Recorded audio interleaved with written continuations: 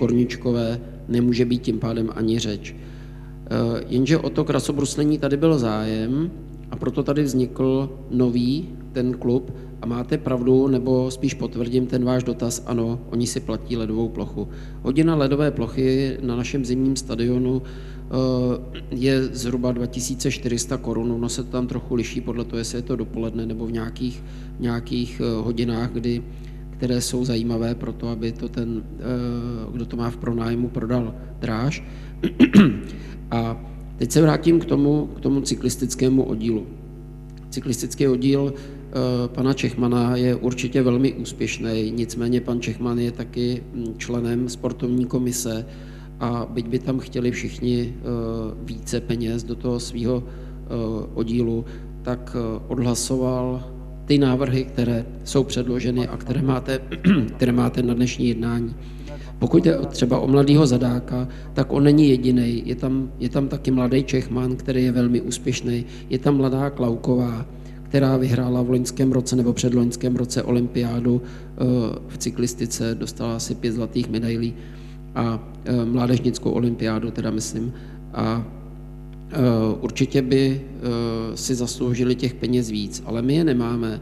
A já pořád říkám, že my jsme touto činností jsme schopni je podporovat, ale ne jim ten sport zaplatit. To je prostě jejich volba, jestli ho chtějí nebo nechtějí dělat a my můžeme jenom přispět na podporu toho jejich sportu. Co se týče Zadáka nebo Čechmana, pokud je jejich oddíl přihlásí nebo nám dá najevo, že se umístili, což už vlastně udělal ten oddíl, že se umístili v loňském roce na významných místech v rámci České republiky nebo Českého poháru, tak jak bylo tady řečeno, dostanou individuální odměnu, ocenění za reprezentaci města. A pokud jde o toho jachtaře, tam prostě máme problém, protože pan Novotný je sice ostrovák, ale jezdí za nějaký chebský oddíl. Takže zase ta reprezentace toho ostrova je taková bez ostrova, když to řeknu, on odsud prostě pochází nebo bydlí tady, ale ten ostrov tam nemá tu reklamu. No a při té komisi vznikly i takový třeba ty návrhy, jakože paní auditorka se snaží zakomponovat do smlouvy o přidělování těch dotací i to, že třeba pronájem ledu by se měl týkat zejména ostrovského zimního stadionu. To znamená té činnosti, kdy i ten náš zimní stadion by měl být prostě zaplněn a tam by se měly konat, co se týče třeba krasobruslení, hokeje a podobně. Jo, takže tím je směřována i třeba ta smlouva. A dám slovo panu Bílkovi. Já už pomalu nemám co říct, pan starosta to všechno řekl. Já jenom k tomu vývoji těch jednotlivců, jako kdybyste si to vzali, nevím, 3 roky nazpátek, kdy ta sportovní komise vznikla, tak to byly 3 žádosti od jednotlivců, jestli to pamatuju. Další rok už tam bylo 7 jednotlivců a teď už jich tam bylo pomalu 12, jakoby, jo. Takže ono opravdu, zaplať pámu, že tady teda takových úspěšných sportovců, ale my opravdu jsme nevěděli, jak to uchopit, takže jsme to vyřešili opravdu tím odměňováním na té republikové úrovni. Pan starosta toto řekl, Zadák, Čechman, republikový mistři budou ocenění zvlášť. A já i poslední asi větu řeknu, že jsem strašně rád, že ty členové té sportovní komise, který tam posílali ty své žádosti, poslali takové žádosti, které byly relevantní k tomu, co můžeme rozdělit. Jo. Byl tam teda jeden ústřel tam byl, ale jako myslím si, že to tam probíhá demokraticky a domluvili jsme se velice rozumně. A já jsem rád, že tam teda opravdu je pokrytí veškerý ten sport, tady ty činnosti v Ostrově, ty sportovní, že tam není nikdo vynechaný, takže opravdu každý do toho může říct svůj názor. Děkuju. Já taky děkuju panu Bílkovi, zeptám se, jestli někdo další do rozpravy.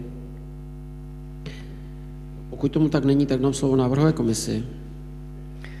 Zastupitelstvo města schvaluje poskytnutí dotací z rozpočtu města na podporu sportovních, kulturních, volnočasových aktivit, sociálních služeb a zdravotnictví těmto žadatelům. Organizace působící v oblasti sportu a volnočasových aktivit. SK Borek Ostrov 129 000, cyklotým 50 000, tělovýchovná jednota Mededema Ostrov 210 000, tělovýchovná jednota Ostrov 184 000, fotbalový klub Ostrov 345 000, sportovní krasobruslařský klub Ostrov 60 000, hokejový klub Čerti 60 000, celkem za sport 1 038 000 korun českých. Organizace působící v oblasti kultury, zdravotnictví a sociálních služeb. Svaz tělesně postižených v České republice OS, místní organizace Ostrov 25 000, Svaz tělesně občanské sdružení Ostrůvek 30 000, Sjednocená organizace nevidomých a slabozrakých 35 000, Občanské sdružení důchodců Ostrov 50 000, Stůj Prima Horsland 30 000 korun, územní organizace Svazu diabetiků Česká republika 35 000 korun českých, celkem 205 000 korun českých. Děkuji. Hlasujeme nyní o tomto návrhu na usnesení.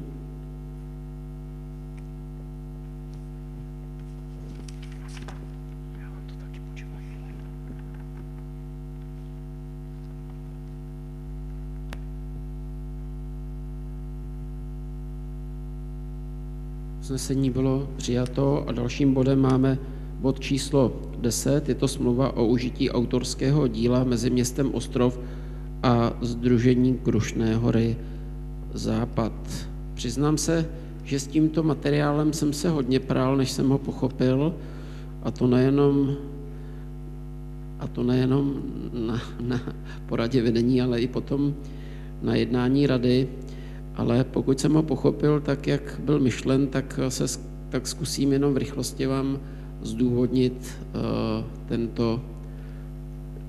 tento bod. Jedná se o to, že Sdružení Krušné hory Západ, kterého jsme členy a významnými členy jako město Ostrov, tak pokud třeba požádá o dotaci nebo poskytne Ostrovu cokoliv, kde by mohlo uplatňovat svá autorská práva, tak touto smlouvou, kterou tady teď schvalujeme, tak v podstatě můžeme jako město Ostrov a členové tohoto sdružení nemusíme zvlášť žádat o použití těchto autorských práv a budeme to mít poskytnuto na základě této smlouvy, řekněme jednou provždy. Takhle jsem to pochopil, nicméně pokud otvírám k tomu rozpravu, ale řekl bych, že pokud se do toho pustíme, tak to máme do 12 co dělat. Ano, jak to říká tady pan místostarosta, je to v podstatě formální záležitost. Ta smlouva nás, jakoby, ne, že by nás nezavazovala, musíme samozřejmě použití toho autorského díla použít v souladu s tou smlouvou, ale není to nic proti ničemu.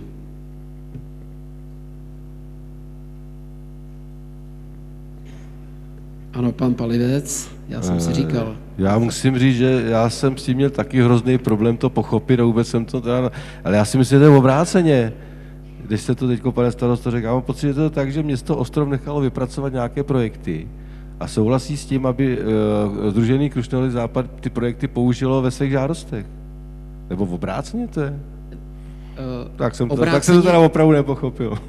Je to obráceně, ale ten příklad je zrovna z toho, kdy my jsme v rámci projektu, o který žádalo Sdružení Krušné hory Západ, to byly ty 3 projektové dokumentace, tak o které jsme si požádali, aby v rámci toho projektu byly vypracovány, nicméně jsou majetkem Sdružení Krušné hory Západ a na základě této smlouvy my je můžeme použít.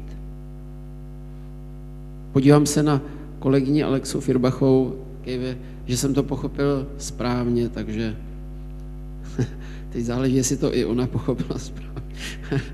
A je to uzavřený kruh, ano. Tak zeptám se, jestli někdo další do rozpravy. Pokud tomu tak není, tak dám slovo návrhové komisi. Usnesení zastupitelstva města číslo 15/13. Zastupitelstvo města schvaluje na základě usnesení valné hromady Sdružení Krušné hory Západ číslo 4/12/2012 ze dne 11.12.2012 smlouvu o užití autorského díla mezi městem Ostrov a Sdružením Krušné hory Západ ve smyslu předloženého návrhu. Děkuji. Hlasujme nyní o tomto návrhu na usnesení.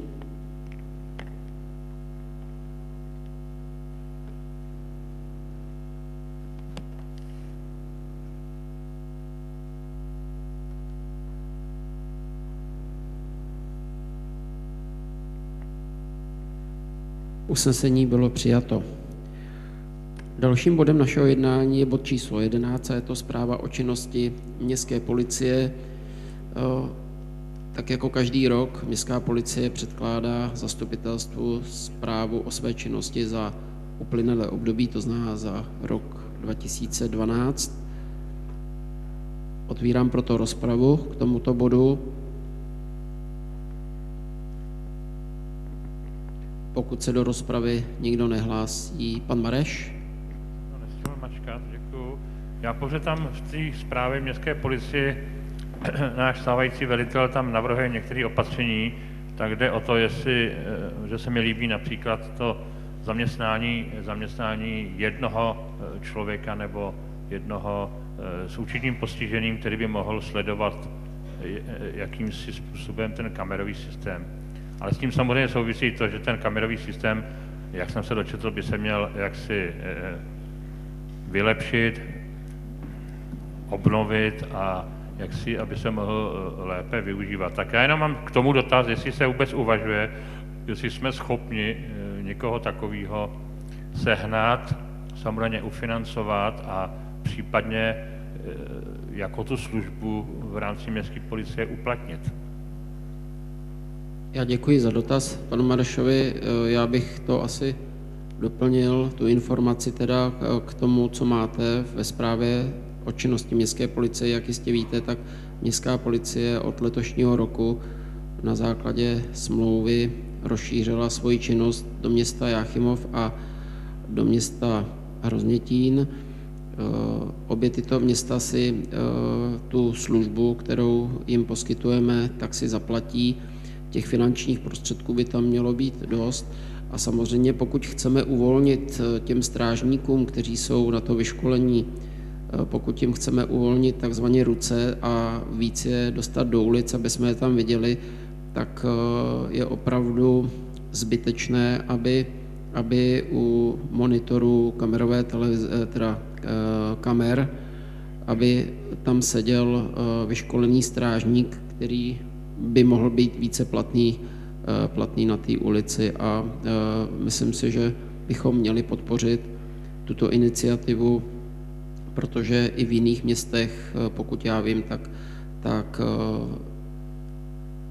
tak kamerový systém obsluhují osoby, které mají nějakou sníženou mobilitu, a tím pádem se dá i využít toto, protože bychom dostávali, já vím, že jsou na to nějaké dotace od státu, že jo, na tu podporu, tak si myslím, že bychom toto mohli využít.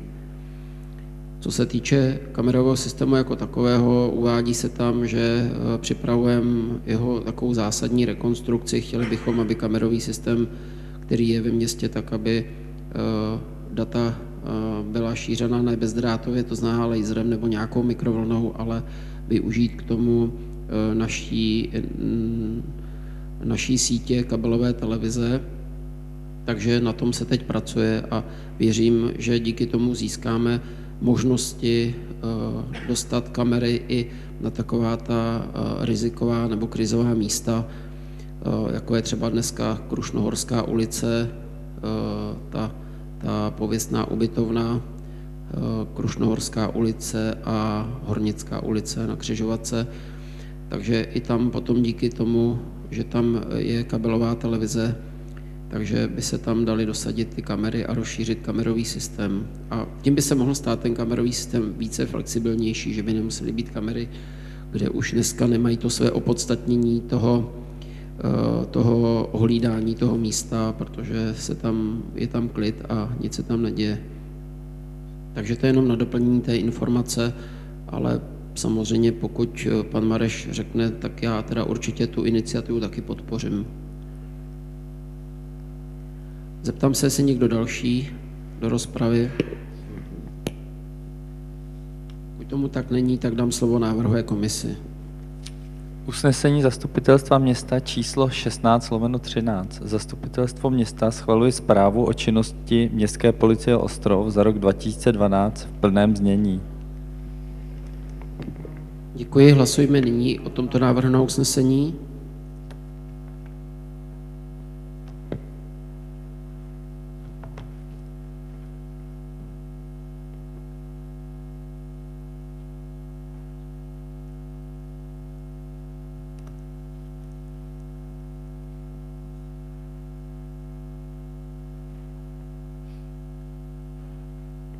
Usnesení bylo přijato. Můžeme tedy přikročit k dalšímu bodu, bod číslo 12, a je to projednání a schválení komunitního plánu sociálních služeb. Usnesení zastupitelstva města číslo 249 z roku 2005 byl schválen strategický plán rozvoje města Ostrov. Součástí strategického plánu je i pod číslem 4121 projekt zpracování komunitního plánu sociálních služeb. Je tady zdůvodnění na základě zákona o sociálních službách, jak může obec zpracovat tento plán rozvoje sociálních služeb, a to ve spolupráci s krajem, poskytovateli sociálních služeb na území obce a za účasti osob, kterým jsou poskytovány sociální služby, a vám se do materiálu samozřejmě dostal tento komunitní plán sociálních služeb, který jsme projednali s jednotlivými subjekty. V podstatě byl jimi odsouhlasen, doplněn a nakonec odsouhlasen, a my teď máme možnost tento komunitní plán schválit. Takže já otvírám rozpravu.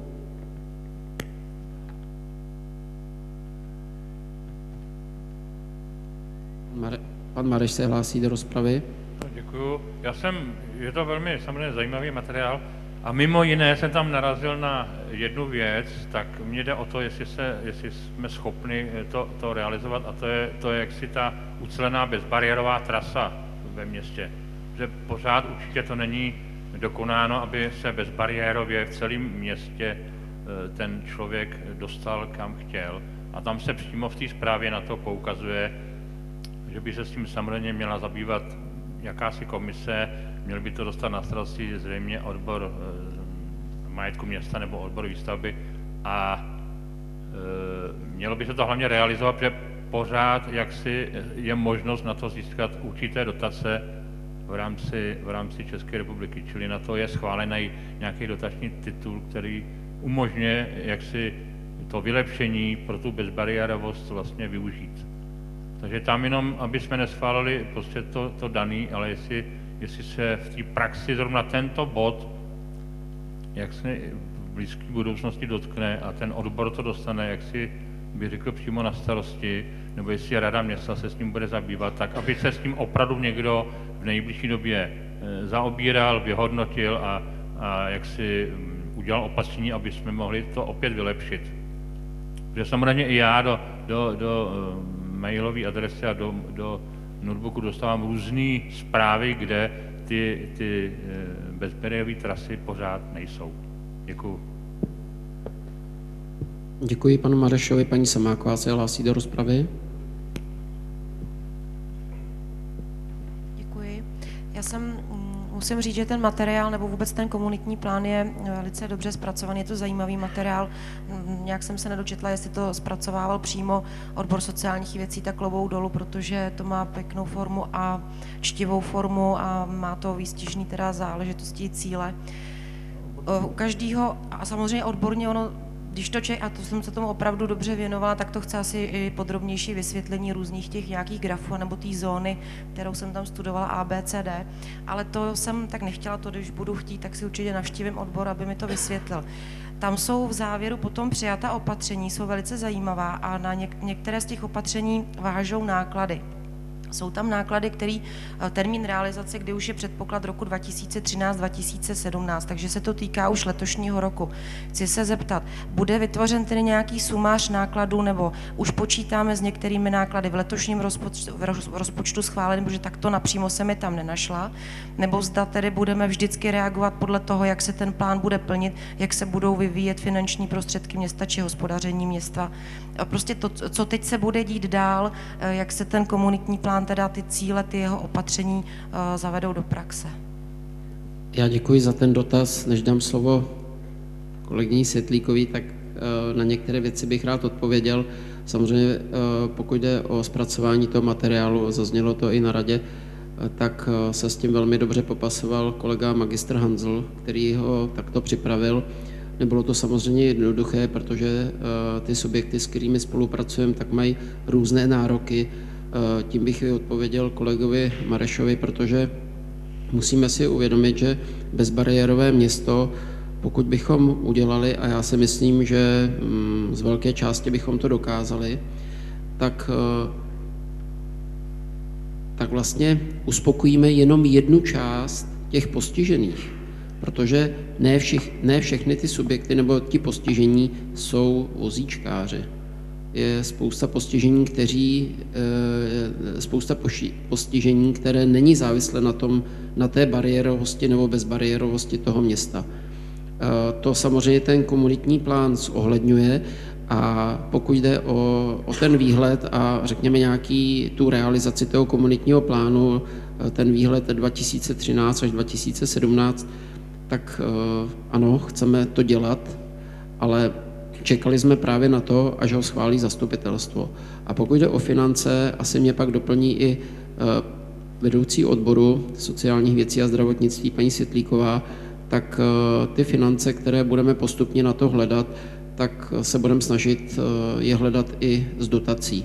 A pokud to ne všechno půjde z dotací, tak se tam bude podílet město, nebo město to bude financovat z vlastních zdrojů, a tím pádem to bude postupně. Není to ještě dnes připraveno přímo na to, abychom v rozpočtu měli na konkrétní nějaký projekt, který tam je uveden, aby jsme řekli, ano, dneska už na to máme připraveno třeba 1 000 000 korun. Protože spousta těch věcí se musí zpracovat i projektově. Ale dám slovo paní vedoucí. Dobrý den. Já jsem k tomu komunitnímu plánu přiložila i finanční podporu, kterou město Ostrov poskytuje nestátním neziskovým organizacím v rámci podpory těch sociálních služeb doteď.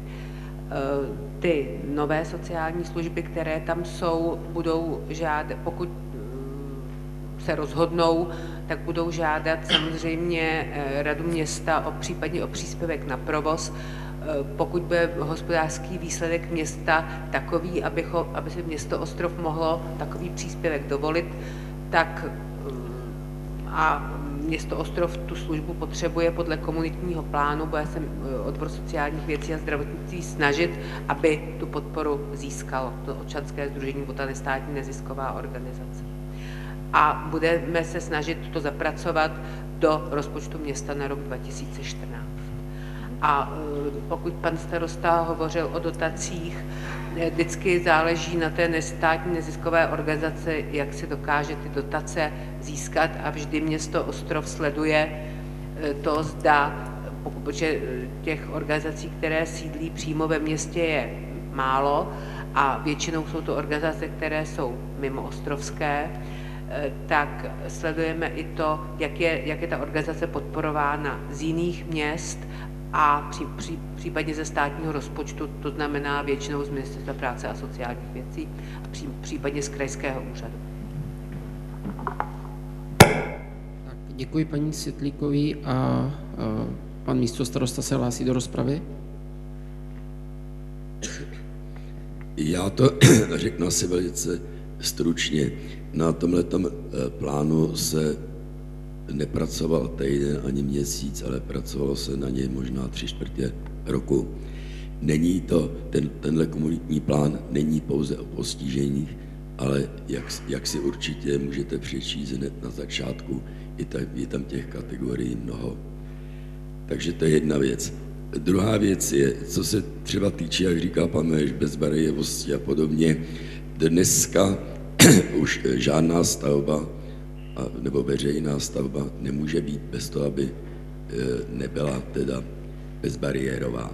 Samozřejmě, že se potýkáme a budeme se ještě potýkat zřejmě dlouhá léta s tím, že některé veřejné budovy jsou stále bariérové. S tím se budeme skutečně možná, protože třeba řešíme poštu a řešíme ji možná 4 roky a stále je to nedohlednu, prostě aby ta bezbariérovost skutečná tam byla, protože nějaké zvonění a přenášení a podobně tam. Co se týče dotací, to myslela paní Samáková, jestli na to dostane město něco. Na to asi můžeme už zapomenout, protože jak víme, tak v celém státě jsou dneska sociální služby natolik krácený, že uvažovat o tom, že my uděláme něco pro naše občany prostě. A teď budeme, když mluvím speciálně o postižených teda, že pro ně něco uděláme a stát nám na to přidá, tak já se spíš obávám, že si řekne, že máme dost peněz a spíš nám něco ubere. Takže, že bychom dostali dotace, na to ne. Samozřejmě dotace dáváme my jako město, buď je dáváme přímo, jsou vyčíslený, v tom materiálu tam jsou, kolik jsme dali minulý rok, to tam je. V případě děláme další, a to je třeba levnejma nájmama těmto organizacím, po případě v podstatě, když to řeknu napůl zdarma, protože skutečně nezapomínáme, že to komunitní plánování není pouze o postižených, ale o dalších skupinách rizikových. Děkuji. Já děkuji panu místostarostovi, s technickou paní Samáková. Já jsem se neptala na dotace, já jsem se ptala, co s plánem bude dál, jestli to zařadíme do rozpočtu. Já když jsem takový pesimista, že dotaci vím, že už dneska nedostaneme žádnou, to je mi naprosto jasný. Co nezafinancuje město, tak to mít nebude. Ale to je jenom jako na upřesnění, děkuji. Děkuji. V podstatě my tím komunitním plánem dáváme najevo, že chceme, že na ty lidi myslíme a že pro ně chceme něco udělat, a proto jsme si schválili takový cíle, který je schopno to město realizovat. Tak proto ten komunitní plán. Zeptám se, jestli někdo další do rozpravy. Pokud tomu tak není, tak dám slovo návrhové komisi.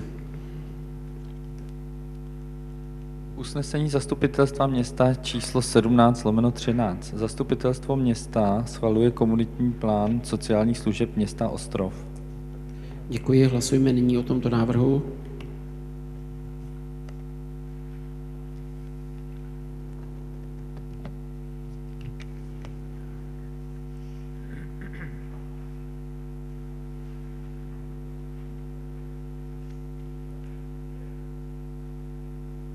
Děkuji, usnesení bylo přijato. Přikročíme tedy k dalšímu bodu, bod číslo 13a, a jde o prodej stavební parcely číslo 2834 v katastrálním území Ostrov nad Ohří.